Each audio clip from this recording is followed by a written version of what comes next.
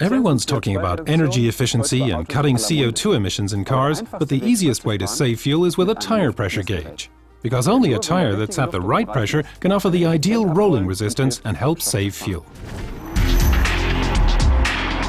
Studies regularly confirm that more than half of all drivers don't have enough air in their tires. If all cars had the correct pressure in their tires, it would bring about a far greater reduction in CO2 emissions than if every car were fitted with low rolling resistance tires. The air in a tire gives the tire its stability and load capacity. And if you have too much air in the tire, what happens, roughly speaking, is this. When the pressure's right, the full contact patch is in touch with the road. But if we now pump in too much air, the tire starts to lift off the ground, a bit like a balloon. Now, only the center section of the tire is in contact with the road. This lowers the size of the contact patch, so braking performance suffers, and that's a vital safety factor. I also get a less comfortable ride, because the effect is like firming up the suspension, and we don't want that.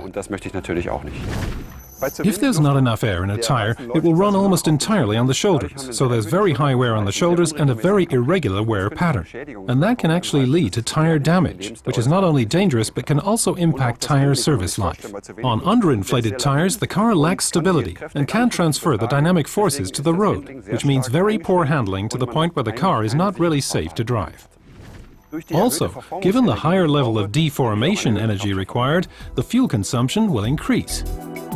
You'll usually find the maker's recommended tire pressures inside the fuel filler flap, or as in this car, on the door frame. Check your tire pressures once every 2 weeks with the tires cold, ideally just after filling up, putting you on the fast track to safe and economic driving.